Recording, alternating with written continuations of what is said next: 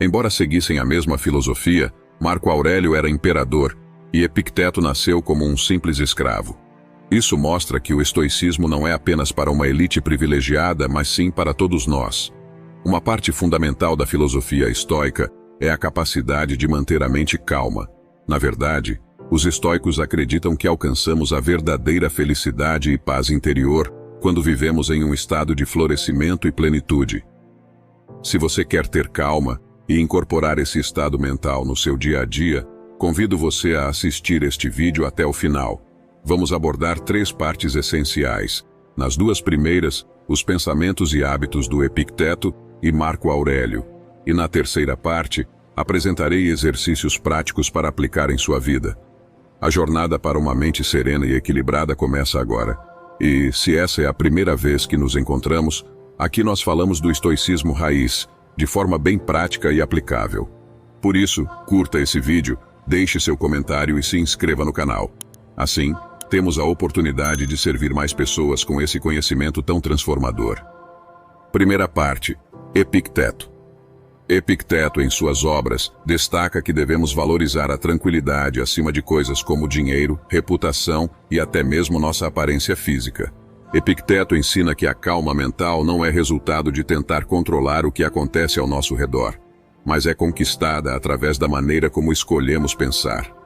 Sua obra principal, Os Discursos, foi transcrita por um dos seus mais dedicados alunos, o Arriano. Ele também compilou o Manual do Epicteto, um livro fácil de ler e entender que, inclusive, era usado pelos soldados antes dos conflitos de guerra. Nessas fontes, descobrimos como Epicteto lidava com preocupações, situações estressantes e desafios do dia a dia. Isso nos oferece valiosas lições sobre como manter a mente tranquila, independentemente das adversidades que a vida nos apresenta. Portanto, a filosofia estoica não apenas nos inspira, mas também nos fornece ferramentas práticas para enfrentar as turbulências da vida com calma e serenidade. Vamos começar com o primeiro: agir de acordo com a natureza. Em uma das suas aulas, um de seus alunos lhe disse que queria voltar para casa porque estava doente. Epicteto, então, o mandou para casa.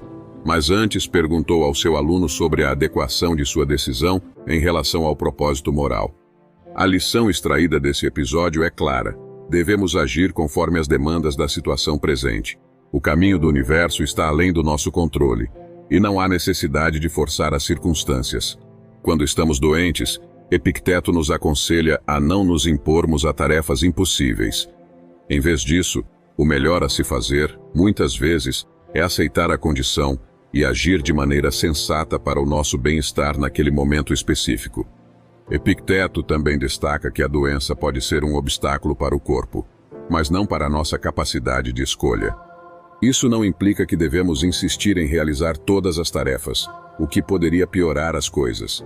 Significa, no entanto, que apesar dos desafios físicos, ainda temos a capacidade de escolher entre a desordem emocional e as decisões racionais. Ao aplicarmos esse princípio a situações como discussões familiares intensas ou desentendimentos em relacionamentos, Epicteto nos lembra de evitar os extremos do emocional e da indiferença. No primeiro caso, as pessoas são dominadas pela emoção, e no segundo caso, as pessoas se recusam a ver o problema e talvez tentam parecer durões. A perda de calma pode resultar em palavras impulsivas, comportamentos agressivos e decisões emocionais precipitadas. Isso pode prejudicar a comunicação e a estabilidade dos relacionamentos a longo prazo. Agir de acordo com a natureza começa quando reconhecemos a realidade da situação e tomamos medidas necessárias com uma mente equilibrada. Independentemente de como escolhemos reagir, a essência é compreender que não controlamos as ações dos outros, e nossa jornada estoica envolve aceitar essas realidades enquanto mantemos a serenidade. E como aceitamos essas realidades nos leva ao segundo princípio. Observe seus julgamentos. Epicteto nos ensina a pensar cuidadosamente sobre nossos pensamentos e julgamentos, especialmente em relação ao mundo ao nosso redor. Ele nos lembra que a ansiedade não vem das coisas que acontecem, mas da maneira como escolhemos ver essas situações. Cada um de nós possui um quadro de referência único, a partir do qual decidimos o que podemos aceitar ou não. Isso é normal e muitas vezes nos ajuda a distinguir o que é certo do que é errado. No entanto, nossos julgamentos podem se tornar um problema quando nos fazem sentir merecedores de coisas que naturalmente não temos direito. Por exemplo, podemos ficar com raiva pelo resto da vida porque nos sentimos no direito de ter pais amáveis e dedicados, mas talvez não tenhamos tido essa experiência. Mas Epicteto nos diz que temos direito de ter pais, e não de controlar o comportamento e personalidade deles. Essa ideia se aplica a muitos aspectos da vida e nos questiona por que nos preocupamos por coisas que são completamente naturais. Nas palavras de Epicteto, distinga em sua própria mente e esteja preparado para dizer: não é o acidente que aflige para esta pessoa, porque isso não aflige outra pessoa, é o julgamento que ela faz sobre isso. Isso é especialmente útil ao lidar com momentos difíceis, como perder o emprego, o fim de um relacionamento ou quando a sua família não faz questão de você. Quando observamos uma situação de maneira objetiva, sem deixar que nossas expectativas ou sentimentos afetem nosso julgamento, nos tornamos mais capazes de lidar de maneira lógica com as circunstâncias.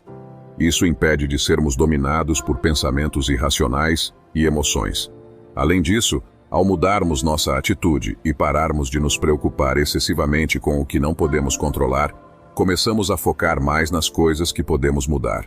Isso nos ajuda a enfrentar os desafios da vida de maneira mais equilibrada e progredir, o que nos leva a explorar o terceiro princípio. Concentre-se menos em coisas fora do seu controle.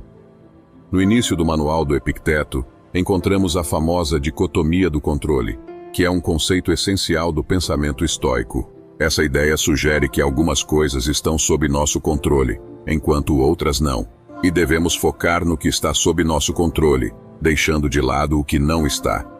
Como seres humanos sociais, muitas vezes desejamos controlar o mundo ao nosso redor, usando meios como dinheiro, poder, força física, sexualidade, inteligência ou influência. No entanto, Epicteto nos lembra de que, no final, esses são apenas instrumentos que podem influenciar, mas nunca controlar completamente. Mesmo quando conseguimos controlar algumas coisas, sempre haverá 1 bilhão de outras coisas que escapará de nossas mãos. Segundo Epicteto, o que realmente controlamos é nossa própria faculdade mental, e é nisso que devemos concentrar nossos esforços. O que acontece ao nosso redor não é tão importante. O que fazemos com isso é mais importante. Podemos direcionar nossa atenção para nossos próprios pensamentos e emoções, em vez de nos preocuparmos constantemente com coisas que estão além de nosso controle. Isso não significa que devemos nos isolar do mundo.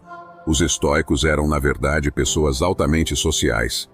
Significa que, ao praticarmos o estoicismo, desenvolvemos uma indiferença saudável em relação aos eventos externos. Isso nos permite enfrentar os acontecimentos sem nos estressarmos excessivamente e sem perdermos a cabeça ou noites de sono. Aqui entra o conceito de amor fati, o amor pelo destino.